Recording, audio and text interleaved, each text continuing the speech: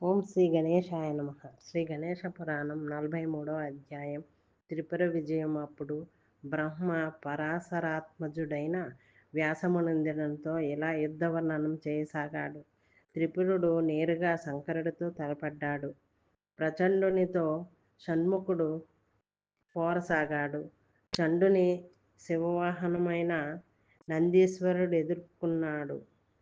పుష్పదంతుడు భీమకాయనితోనూ, భృంశుండు కాలకూటునితోనూ, వీరభద్రునితో, వజ్రదష్టుడును, ఇంద్రుడు దైత్యమాత్యునితోనూ, జయంతుడు దైత్యకుమారునితోనూ, సకల అస్త్రాలను ఎరిగి ఉన్న బృహస్పతి శుక్రాచార్యునితోనూ, ఇలా అనేక మంది దేవతాగణాలు రాక్షసులతో ద్వంద్వ యుద్ధానికి తలపడ్డారు. రధికులు రధికులతోనూ, గజారోహణులతోనూ, అశ్వికులు అశ్వారోహకులతోనూ, పదాతి దళములతోనూ ఘోరంగా ఆ రణరంగంలో తలపడ్డారు. కొందరు అస్త్రశస్త్రాలను విడిచిపెట్టి మల్ల యుద్ధానికి దిగారు. ప్రచండుని 9 బాణాలను దేవసేనాపతి అయిన కుమారస్వామి మార్గమధ్యంలోనే త్రుంచివేశాడు. అప్పుడు కుమారుడు తన 5 వాడిసరాలలో ప్రచండుని మూర్ఛిల్ల చేయగా అతడు నేల కొరిగాడు.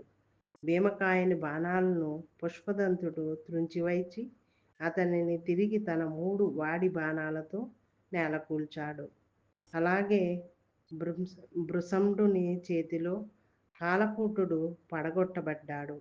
వీరభద్రుడు, వజ్రదష్టుడు పరస్పరం బాణాలను ఒకరిపై ఒకరు కురిపించుకున్నారు. ఇంద్రుని వజ్రాయుధం వ్రేటుకి దైత్యమాత్యుడు మరణించాడు. జయంతుడు విజృంభించి దైత్యకుమారుని తన బాణాలతో వధించాడు. అతడు వెంటనే నెత్తురు క్రక్కుతూ మరణించాడు. ఇలా అనేక విధాలుగా రాక్షస సైన్యమంతా వధింపబడటం చూచిన ఆ అసురరాజు క్రోధోద్రిక్తుడై నేరుగా శంకరునితో యుద్ధం చేయమొదలెట్టాడు. ముందుగా శస్త్రాలతోనూ, ఆ తరువాత అస్త్రాలతోనూ ఆ ఉభయులు భీకరమైన యుద్ధము ఆరంభించారు. శివునిపై ఆ అసురుడు వారణాస్త్రం ప్రయోగించి వర్షవృష్టిని కురిపించాడు. తన దేవతా సైన్యమంతా అలా వర్షంతో పీడింపబడటం గమనించిన శంకరుడు వెంటనే వ్యాస్త్రాన్ని ప్రయోగించి ఆ మేఘాలను చెల్లాచెదురు చేసేశాడు. ఆ జుంజుమారుదానికి తెగిపడ్డ వీరుల శిరస్సులు అన్ని వైపులా ఎగురుకొట్టబడ్డాయి. రథాలతో ఢీకొట్టబడిన రథాలు, ఏనుగులతో ఏనుగులు, గుర్రములతో గుర్రాలు ఢీకొని చూర్ణం కాసాగాయి. ఆ మహావాయువు చేత వృక్షాలు, లతలు పెకలించబడి రణరంగాన్నంతటిని కప్పివేశాయి. ఇలా రాక్షస సేవను పీడిస్తున్న వాయవ్యాస్త్రాన్ని పన్నగాస్త్రం వైచి త్రిపురుడు మరలగొట్టాడు. చెవిదాకా వింటినారిని సారించి మంత్రించిన ఆగ్నేయాస్త్రాన్ని దేవతా సైన్యాలపై ప్రయోగించాడు. ఏదో అగ్ని ప్రళయమే సంభవించిందేమోనన్న భయంతో అందరూ కంపిస్తుండగా ఆ మండుతున్న జ్వాలలలోంచి ఒక భీకరాకారుడు ఉద్భవించి ఘోరంగా విజృంభించి దేవతా సైన్యాలన్నింటినీ కబలించసాగాడు. ఆ భయానికి శివసేనలన్నీ శివుని వెనుక దాగి రక్ష రక్ష అంటూ మొదలుపెట్టారు. శివుడు తన సైన్యాన్ని భయపడవలదంటూ ఆశ్వాసించి పర్జన్యాస్త్రం ప్రయోగించి ఆ పెనుభూతాన్ని వెనక్కి మరల్చాడు.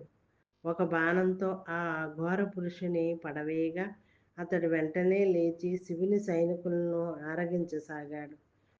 ప్రమదగణాలన్నీ భయభ్రాంతులై నలుగు దిశలకు పారిపోగా శివుడు నిస్సహాయుడై పర్వత గుహలో తలదాచుకోవాల్సి వచ్చింది. త్రిపుర విజయం. దేవసేనాధిపతి అయిన కుమారస్వామి మొదలైన వారందరూ శివుణ్ణి అనుసరించారు.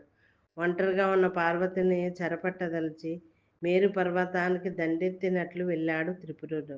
అతన్ని అల్లంత దూరాన్ని గమనించిన గిరినందన తన తండ్రి అయిన హిమవంతుని చెంత గుహలో తలదాచుకున్నది. అప్పుడు ఆమెను ఎలాగైనా పట్టుకోవాలని తీవ్రంగా యత్నించి విఫలుడై అంతటా ఆ పార్వతిని అన్వేషిస్తూ వస్తున్న త్రిపురునికి మార్గమధ్యంలో కోటి సూర్య ప్రకాశమానమై అన్ని అలంకారాలతోనూ శోభిస్తున్న చింతామణి గణేష విగ్రహాన్ని చూడటం జరిగింది. ఆ విగ్రహాన్ని సంగ్రహించి తన స్వస్థానానికి చేరుకున్నాడు. వందిమాగధులు జయ జయధ్వానాలు చేస్తుండగా త్రిపురుడు పురప్రవేశం చేసి అక్కడి నుండి పాతాళంలో తన విజయాన్ని చాటుకోదలిచి వెళ్ళసాగాడు. అంతలో అకస్మాత్తుగా అతని చేతిలోని వినాయకమూర్తి అంతర్ధానమైంది. త్రిపురుడు ఈ హఠాత్ పరిమాణానికి మ్రాన్పడి ఇదొక అపశకునంగా భావించి మూర్తి యొక్క వియోగానికి చింతిస్తూ తన నగరాన్ని చేరుకున్నాడు. ఇది శ్రీ గణేశ పురాణం ఉపాసనాఖండంలోని త్రిపుర విజయం అనే 43వ అధ్యాయం సంపూర్ణం. ఓం శ్రీ గణేశాయ నమః.